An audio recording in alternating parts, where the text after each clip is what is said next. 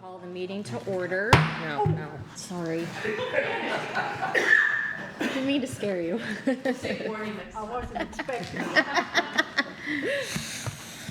it. So I'll call the meeting of the Scott County Board of Adjustments on June 6th at 5 p.m. to order. The first order of business is approval of the May 2nd, 2024 minutes. Anybody wants to make a motion? I have read the minutes and I will approve the May 2nd, 2024 minutes. And I second. Okay, we got a motion and a second. All in favor, say aye. Aye. All opposed, same sign. Minutes are approved. Now we need to swear in the speakers, so anybody who may speak, you just need to stand up, raise your right hand, and Charlie will swear you in.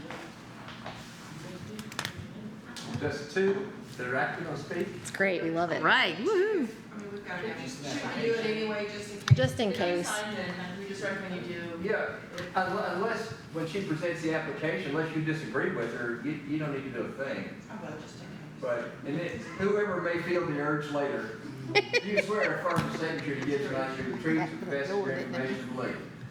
Yes. Thank you. Okay, we'll go with the first application, S-2024-15, Christopher Conder. Thanks. This is our one item of old business. This is a postponement from last month due to some issues with the tax compliance form. I'm happy to say we actually are having a pretty good job of people getting these in a lot faster now that we said this is what it is, you have to get it in on time. So very happy about that. Sad that we had to find out the hard way and kind of push people back, but we're here today and we are reviewing a conditional use permit for a secondary residence for a family member farm worker at 400 Double Culvert Road. Access off of Double Culvert, you can get there with US 25, and it is an A1 zone parcel, 29 acres and some. This is an aerial shot of the property here. I do have a zoomed in photo here showing the existing residence, existing outbuildings, and the building in pink is the area in the building where they are interested in putting the residence. We're not certain if they're going to tear down the existing building and just put up a new one, or just put up a new one. That is at some point going to get rather close to that corner or northernmost property line, which we do want to see a 50-foot setback maintained for that one, as well as if they picked an alternative location, we would want it to be no closer than 100 feet to an existing building, so that in the off chance they needed to subdivide the parcel with the house or whatever buildings on it, we're not needing a variance when you're coming in to get your plat recorded. Ultimately, this application meets all the requirements for density. We have that 1 per 5, and this is a 1 per 5 situation. One item of note is that the driveway is a bit far from this one, so I'm not certain if they're driving all the way up to the property, so essentially coming through the existing driveway off of Double Culvert, turning left, and then kind of going towards the house, or if they're going to want a new entrance. Double Culvert Road, really struggling with that one today. This road is a state-maintained road, so if they need to get a new driveway, they need to contact the state's offices for that one. And we typically request that they be about 300 feet apart, so there may be space between this and the existing one to put a new one in. It's just something we put as a condition just to let people know that if you need a new one, you need to contact the state. You can't just put a driveway where you want. These are the findings here. Again, it just kind of summarizes everything here. And ultimately, staff recommends approval of the conditional use permit subject to 8 conditions. First 4 are typical 4. 5th one is talking about getting an address. Makes our lives a lot easier. Everyone's lives a lot easier, and it's free to get an address for your parcels and new houses. 2nd is you build it 50 feet from the existing property lines. And the 7th is that you get 100 feet from the existing buildings, and then 8th is that you get a driveway. If you need a new driveway, you need to contact the state. Besides that, I haven't had any feedback from anybody about this one. Great. Any questions for Elise? Nope. Any questions for the applicant? Is he here? Is the applicant here? Father. Father. You're welcome to say anything, but I always say if you're winning, probably just. Are you going to be tearing down the barn to build the house? No, actually will be, it'll be an addition. The barn exists, it'll be a barn dominium. So the barn actually will become a shop. It'll be the residence part so it'll just be a small add-on. Okay. I don't have a problem with it. Any questions or anything? Nope. I'll entertain a motion on this if anyone wants to make one. I make a motion that we approve file number S 2024-15 at 400 Double Covert Road. It's actually a Georgetown address, not a Sadieville address. Good old Google, telling me the wrong address. Pending the staff's recommendations. I'll second it. So we got a motion and a second. All in favor, say aye. Aye. All opposed, same sign. Motion passes. Just a general thing for everybody, if your application is ultimately approved, tomorrow we'll send out letters to the emails we have on file saying, hey, you were approved, these are your conditions, and then you can take it to whichever offices you need to take it to, whether it be a licensing group or building inspection. And you are not required to stay here after your application has been heard. You are more than welcome to. I think we're pretty cool, but you are easily more than welcome to head out the door once your application's heard. Thank you. Yep. I mean, or you gotta wait for a ride. Oh no, I guess you gotta hang out with me. Anyway, this moves us to new business. Yeah, if we wanted to do S-2024-21, Terry and Sharon Darnell.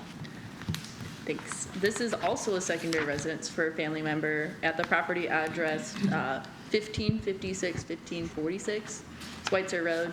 This is a property that has two addresses already assigned, and the location of the proposed residence would be the 1546 address, but when you're looking through the PBA system and trying to find out where the property is, you've just searched 1556, so I've kind of specified in the staff report that it is technically two addresses, same parcel, just one's within the other. This is off of Schweitzer Road, a state-maintained road, and is east of the Scott County, Franklin County line. It's a 48.42 acre parcel zoned A1 agricultural, and staff does recommend approval. This is an aerial shot of the property here. I do have a zoomed in one, a little bit, showing the property. It's a used farm area, and it does have the minimum acreage requirement to satisfy our density standards. The existing house is identified in blue, and the proposed location of the new house would be identified in pink, which is going to be likely using the same driveway that is serving the existing residents and outbuildings. As I stated before, we'd like to see 50 feet from your building to a property lines and 100 feet between the new building and any outbuildings, so that if you need to, you can subdivide it without requiring additional variances, having to go through a bunch more hoops. They have an address already. We're pretty satisfied. I believe they're going to use their existing driveway, but if for whatever reason under the sun they need a new one, they need to contact the state because this is state maintained. Besides all that though, this meets all of our requirements of the ordinance. It meets our density standards. All of our setbacks are satisfied, and we're not expecting anything crazy happening. And so staff recommends approval, subject to 7 conditions. This is just because this one has the combined 6 and 7 of the previous one, where it talks about separation of property lines and separation from buildings. Same conditions, just sometimes we pull them apart and sometimes we put them together kind of at random. But anyway, besides all that, 7 conditions there, typical 7 we see for secondary residence requests. And I had no feedback from neighbors about this one. Any questions for Elise? Nope. Did anyone sign up to speak on this one, other than the applicant, maybe? Just the applicant? Again, you're welcome to say something. Do you guys have any questions for the applicant? No? Okay. Well, I'll entertain a motion. I'll make the motion to approve application number S-2024-21 for a conditional use permit for a secondary residence for a family member on Schweitzer Road with the 7 recommendations of staff. I'll second. Excuse me, there are now 8, but she added that DOT Okay. state road. No, it's still 7. I think Sure. it's a bad one. 6 and Oh. 7. Oh, because the other one had 7 Yeah, and 1, okay. yeah, they got kind of Then mixed it's- up. We are, everything's still good, we're still, No, you'll do that a little bit later. Motion's made and seconded. Yes, I seconded. I will still second. Oh, my God. Okay, all in favor, say aye. Aye. All opposed, same sign. All right, motion passes. Application's approved. keeping the house game rolling. Yep. With another one. This is application S-2024-22, a conditional use permit for secondary residence for family member at 4050 Owington Road. It is at the intersection of Owington and Cedar Roads.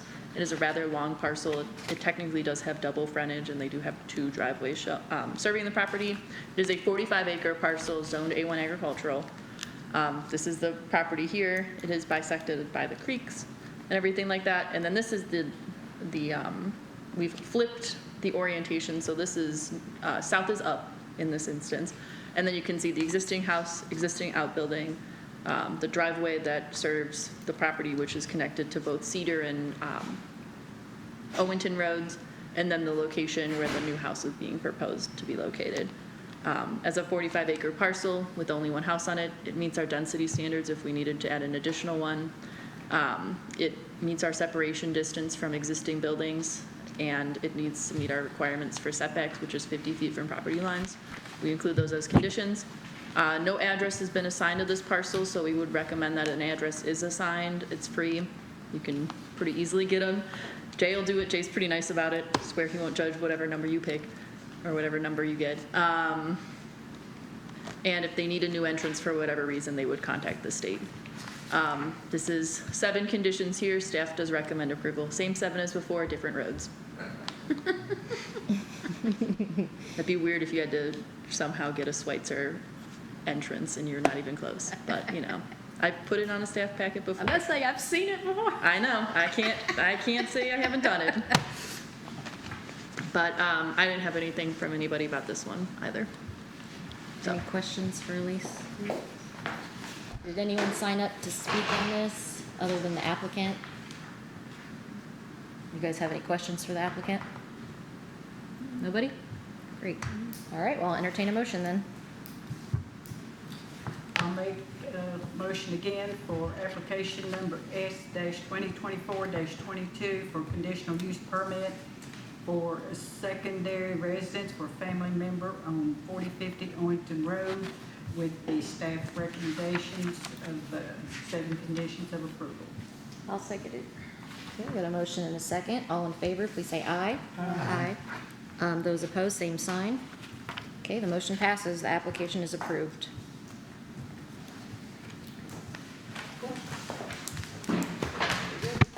Congratulations. Good luck. Of course, yeah. Didn't force her to speak. No need to speak. That's good. Yeah, that's what I Easy say. breezy, I'm just like- send it. Get the blessing and go. Yeah. We're gonna have a little bit of an interim break of secondary residence permits with a variance application here, S-2024-24, a variance to the side yard setback facing north from 50 feet to 10 feet for construction of a 5,000 square foot accessory structure located at 135 Galloway Road. It is a 5-acre parcel zone A1 agricultural, and staff does recommend against this application. So this is an aerial shot of the property here. I'll have a zoomed in one in a second showing where the property is located, or where the structure is located. We have had, this board has seen it several times. This area has had a couple of variance applications, mostly due to lot width. There was 2 kind of on the same parcel. One was denied, one was approved. So we are kind of familiar with this area. This is part of the larger Singer Farms, or what was the Singer Farms, that has been subdivided several times over the years. And this is one of the pieces they broke off, I believe, in the 90s. No, 2015. That's a really far distance. My defense. There's no defense.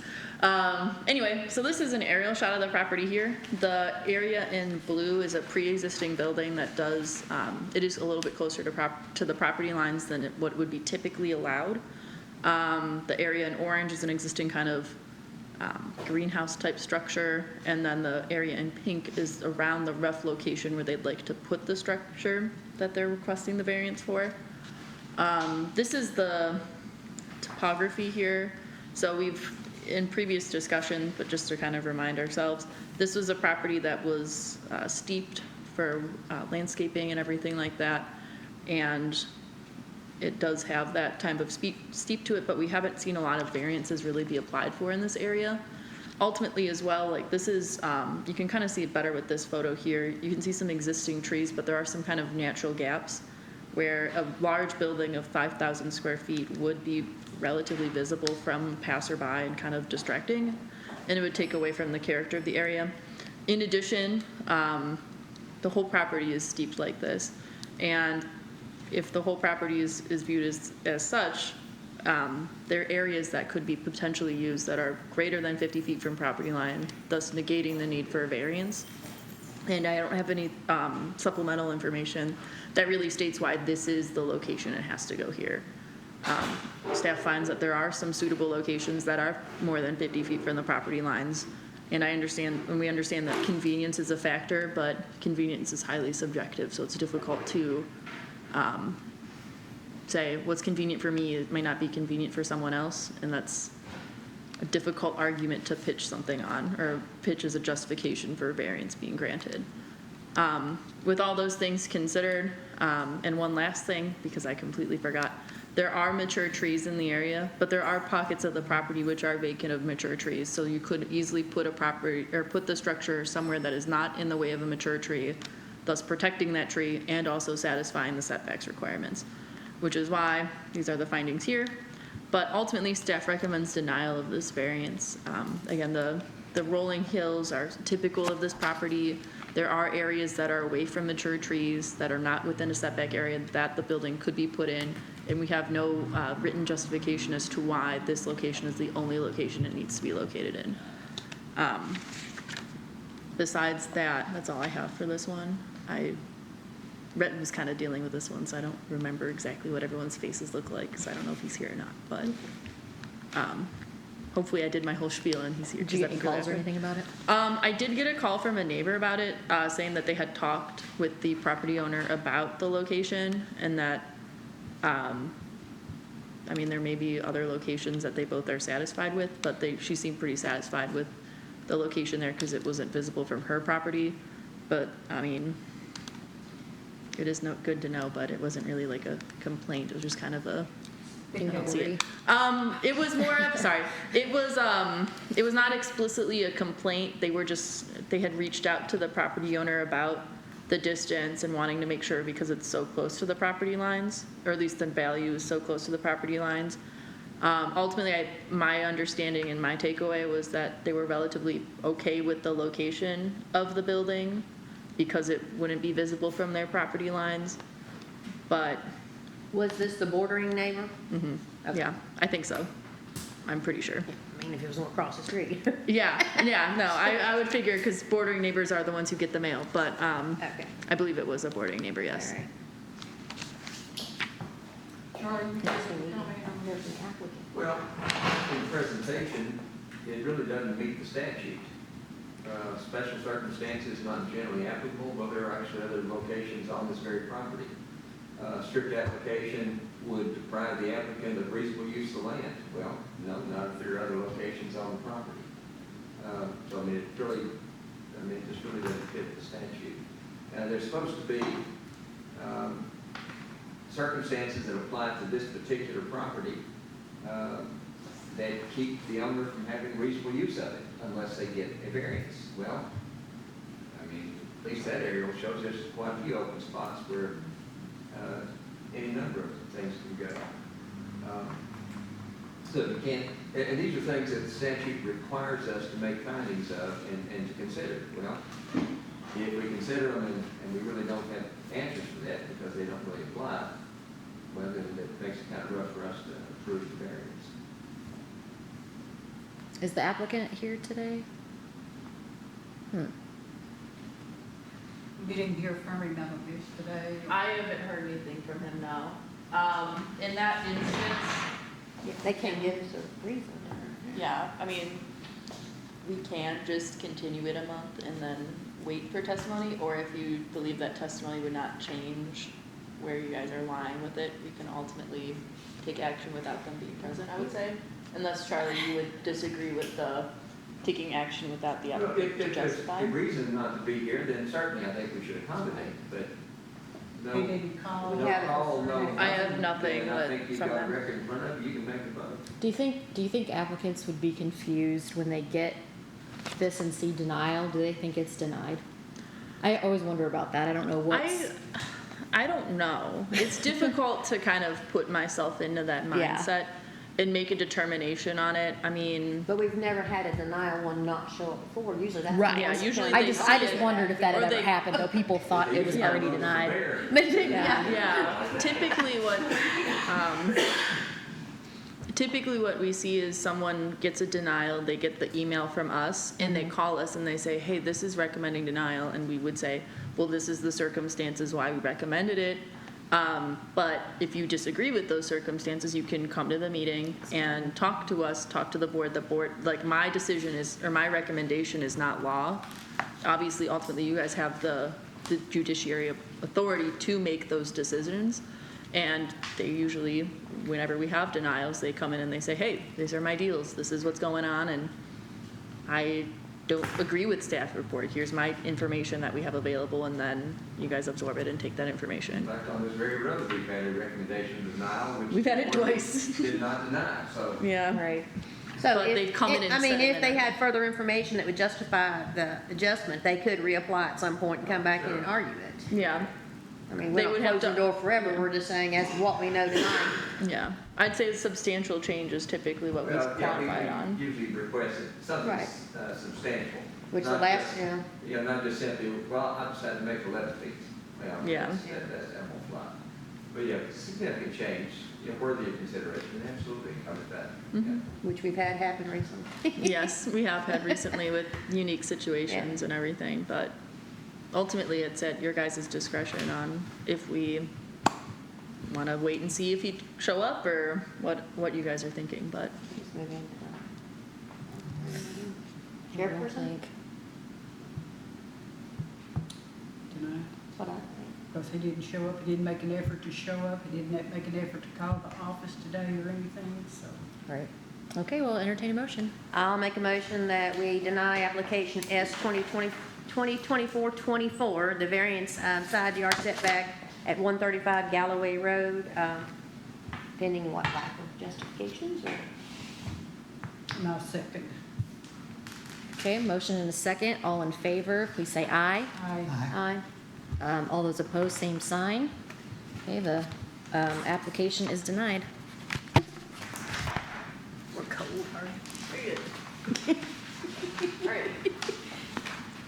Now the next person will be scared. oh no, not the home occupation. I should have changed that number. So this is application S-2024-25, not 22, which is what the PowerPoint slide references. This is a conditional use permit for home occupation for a federal firearms license or an FFL license, which is just a federal firearm license. Whoops, that's okay. At the property address 1533 Josephine Road, access off of Josephine, nearest to Josephine. Pretty, when you get up into the hills, it's hard to do the access location system, but we still try to apply it. Anyway, this is a 14.3 acre parcel zoned A1 agricultural. This is the property here. The zoning ordinance for agricultural properties does allow home occupations as a conditional use permit, and we have seen several FFL licenses come in. This one is interested in doing a lot of online-based things, no in-person client coming in or anything like that. And ultimately, that's not really expected to generate more traffic than just having regular Amazon deliveries. They just need to get this license in order to get their state or their federal permit situated. There's really no statement of operating hours or anything like that, but this is expected to be really internal to the use. So we're not expecting a lot of impacts of high volume type activities like a farm stand or a larger commercial venture on the property. Ultimately, staff makes these 5 findings talking about public health, safety, welfare, talking about character, talking about public health, safety, welfare again, home occupation type deals and everything like that. And staff ultimately recommends approval of the conditional use permit, subject to 4 conditions we typically apply to to conditional use permits, which is listen to us and our rules, listen to everybody else's rules. Use permit becomes null and void on transfer or sale, and then if there's any changes in the conditions of the use permit or that are requiring the use permit, they return to us. So if they want to expand to baked goods, we would want them to come back. Yes, ma'am. Question, so there will be concealed carry classes conducted there in person? Occasionally? Is the applicant here? Yeah, Okay. Are you going to have concealed carry classes there? yeah. Will you be having a shooting also? So most of the time we use an indoor range for that, but, Do you mind just so we can have it on recording? So you have it in, okay, I was yeah. just, Most of the time we use an indoor range for that, but we do shoot on the property just for recreation, so, just me and my son, so we, I wouldn't say it's out of the question, but typically we use indoor just because it's easier to control, so there is a possibility. really not much increase over what you normally do anyway as a private. No, it wouldn't be much at all. Because you said something about online only, I just wanted to make sure we were, Yeah, There will be the people sales would be, there. most of it would be online, and then if we do a class, obviously, there's a, That's fair. That's fine. It's like having guests, so we're just learning about guns. yeah, I just wanted to make sure whatever, motion we made, we were making an accurate motion. Yes, I understand. You okay with everything, Charlie? Yes. It's been a while since we've had an FFL, actually.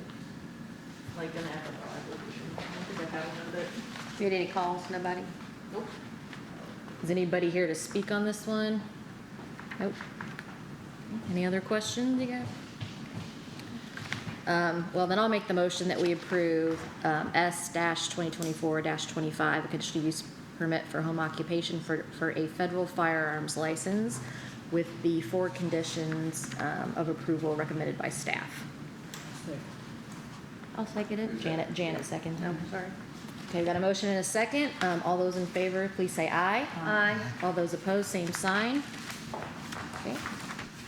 Motion passes. The application is approved.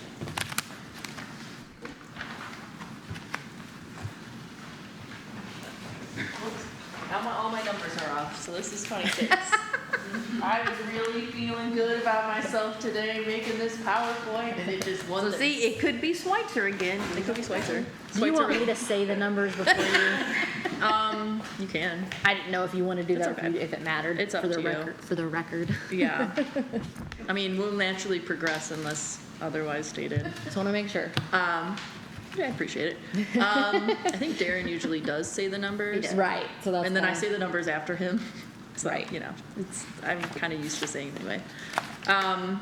Anyway, this is S-2024-26, not 25, as the PowerPoint references, which is a variance application to the side yard setback from 50 feet to 24.5 feet for construction of an accessory structure or a detached garage at the property address 336 Carrick Pike.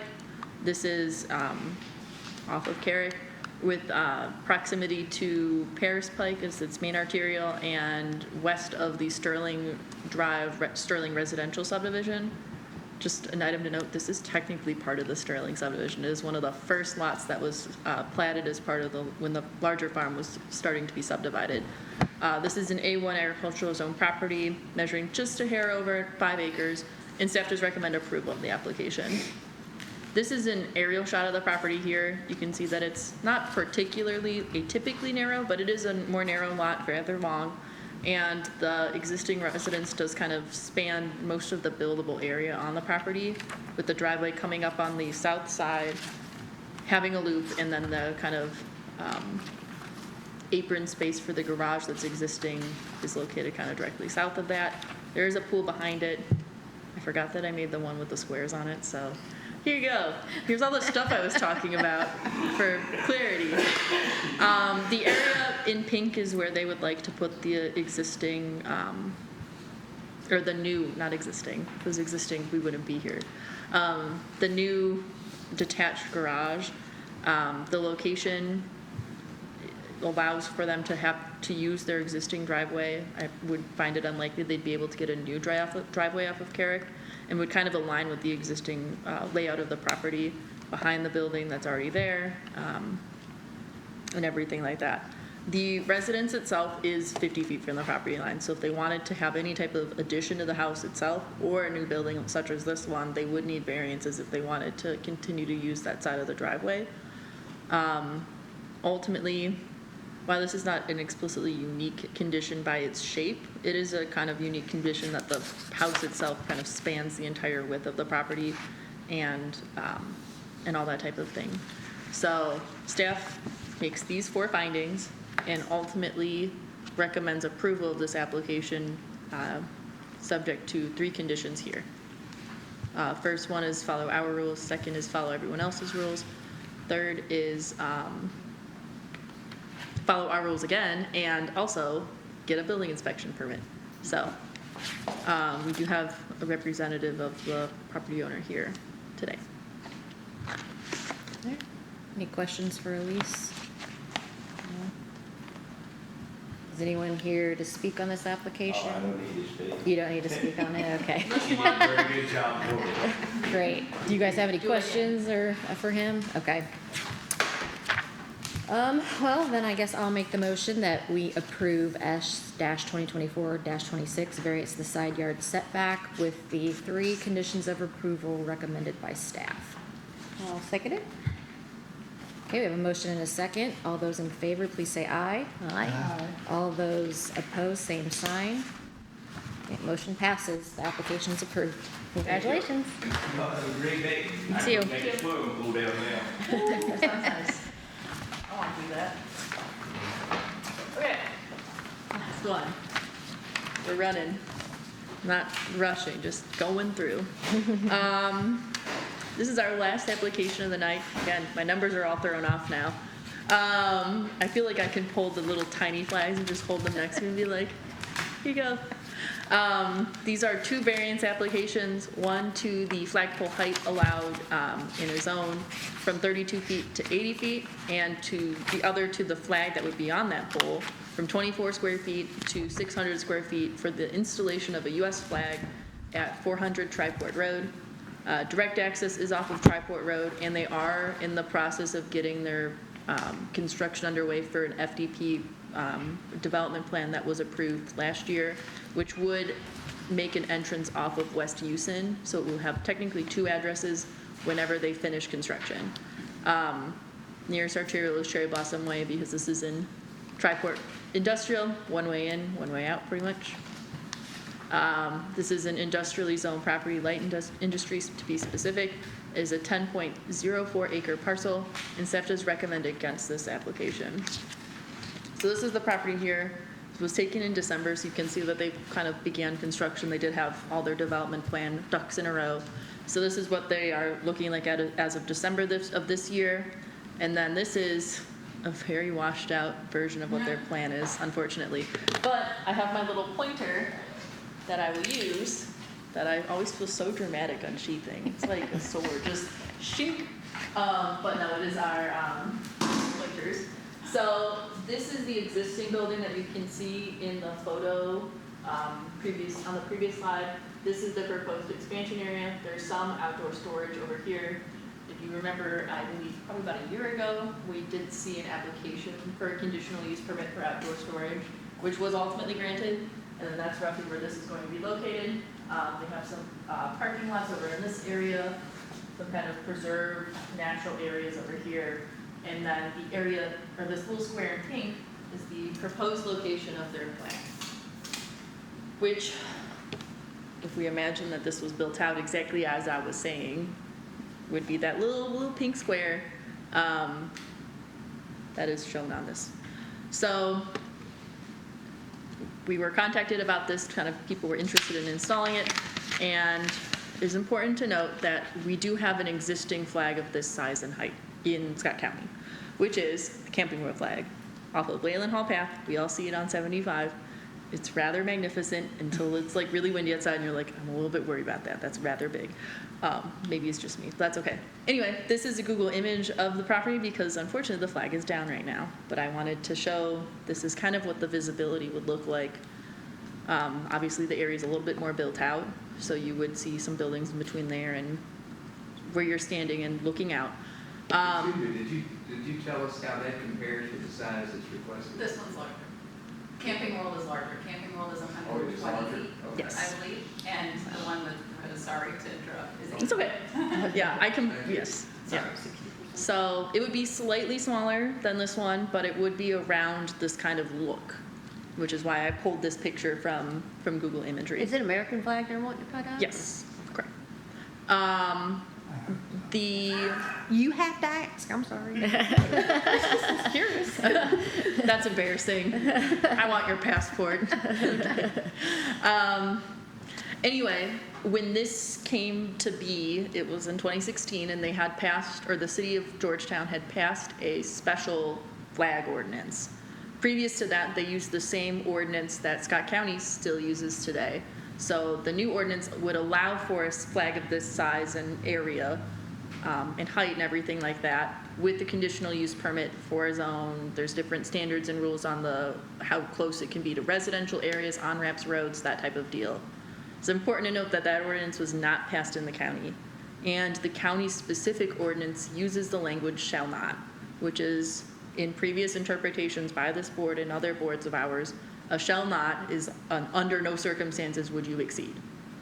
And so unfortunately, while we understand that this is something that has happened before, and this property technically does have a Georgetown address, it is not within city limits, and therefore is not subject or able to be considered under the Georgetown flag ordinance, instead having to be under the Scott County ordinance, which does not allow a flagpole to exceed 80 feet, to exceed 32 feet, and flagpole area not to exceed 24 square feet. Well, 24 square feet, I should correct myself.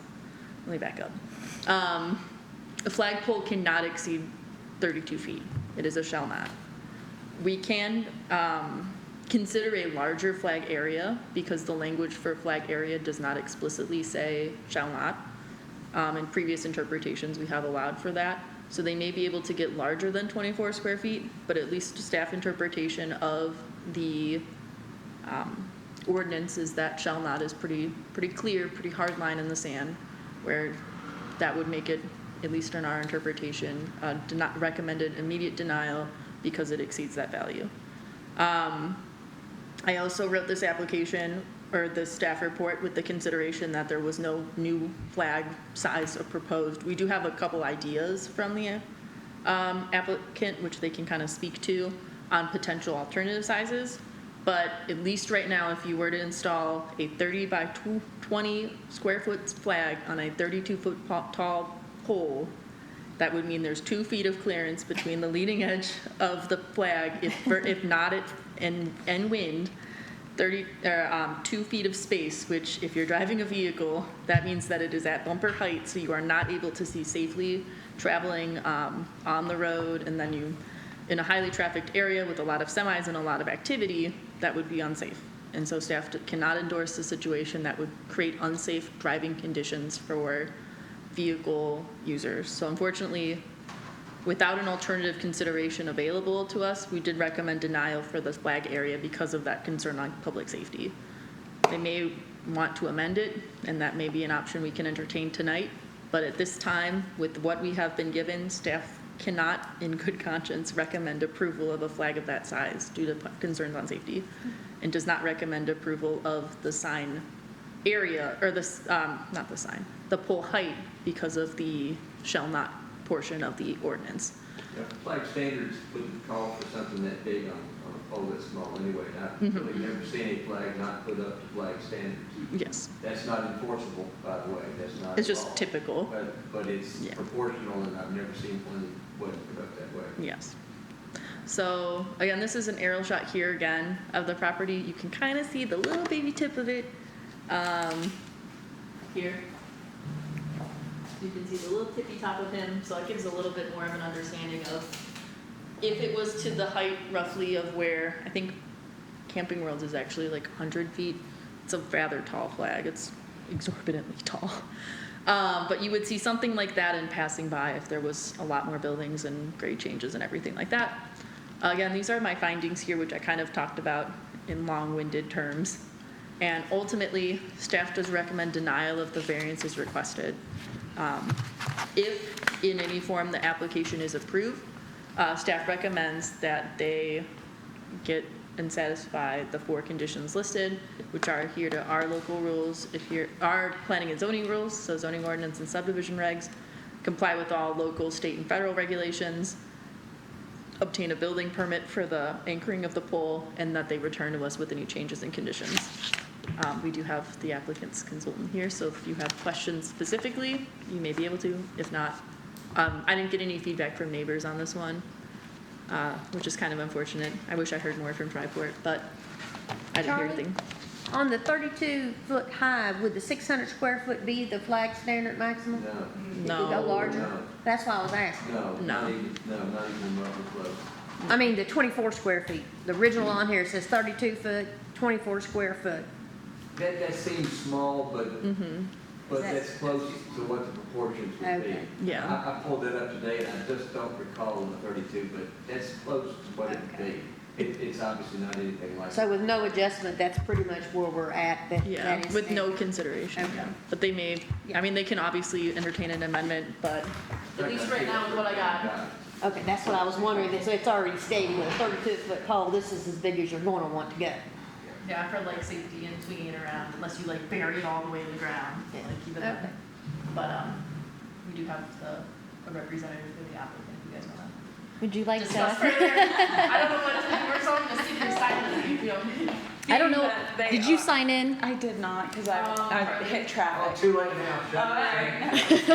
Swearing, denying. What's your name? Billy Mott, B-I-L-L-I-E, Oh, I've got it right here. Yeah, okay. Mott, And M-O-T. you swear and affirm? I swear to God.